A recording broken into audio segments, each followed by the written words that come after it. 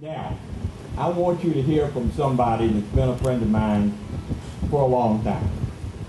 In fact, he was elected to the Georgia Senate at the age of 28. I think, I don't know if this is still true, but certainly at the time, he was the youngest person ever elected to the state Senate and served with distinction. And I had an opportunity when I was elected, and I represented this area. I was elected back in 1998 and got to meet Casey Cagle, who at that time was the chairman of our conference. And I saw then the leadership skills in this individual. I don't know how many of you know or have ever heard of a congressman from Arizona named Jeff Flake. Jeff Flake is a strong, staunch conservative that's constantly trying to get all the pork out of federal government. And he comes to the floor and he has cutting amendments to strip out all these member initiatives. And you would think that every member that has these initiatives would literally hate Jeff Flake.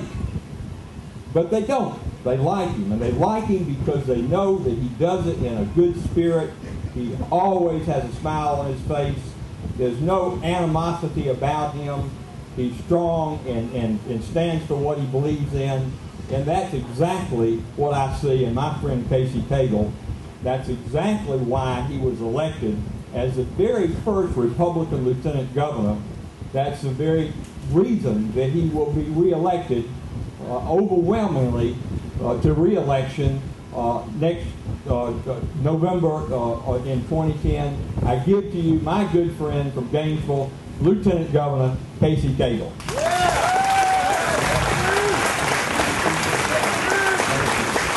Thank you so much. Wow, thank you very, very much.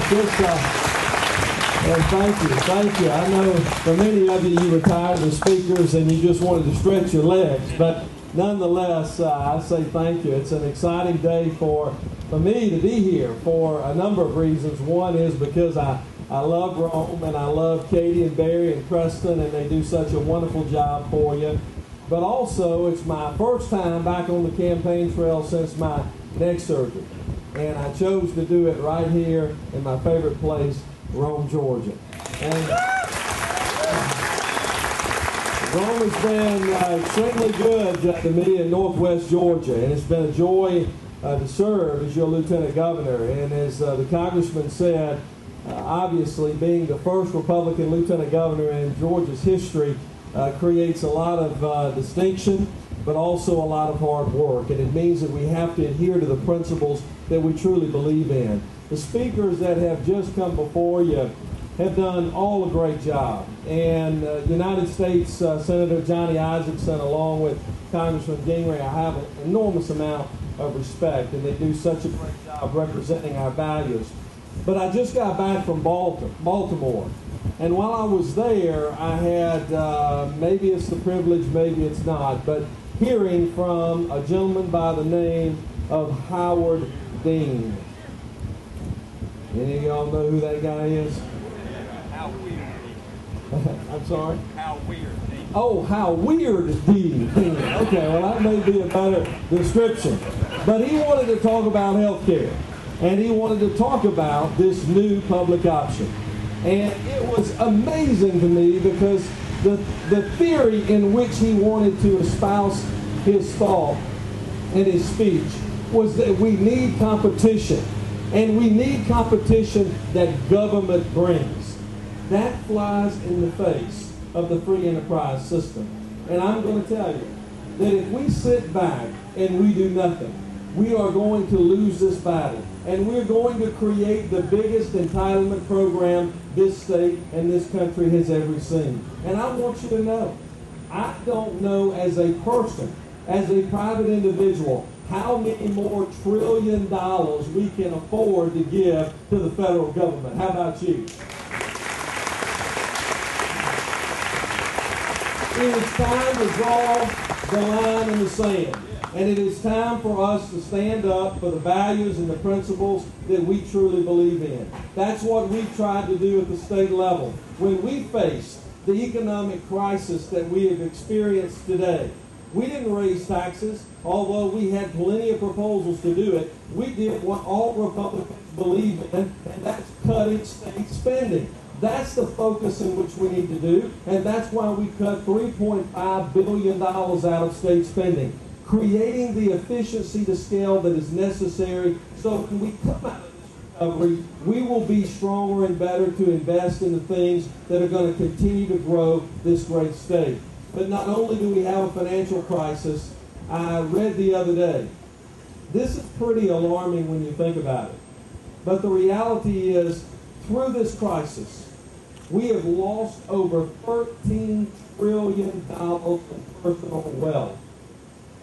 $13 trillion in personal wealth equates to what our total national GDP is.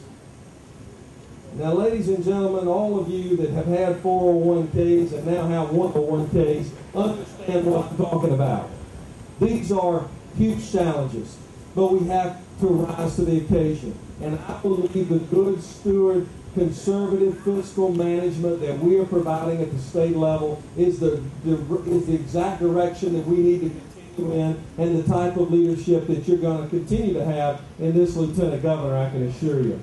I want to talk about one other thing that's very important. It's important to Northwest Georgia, but it's also important to the entire state, and that is water.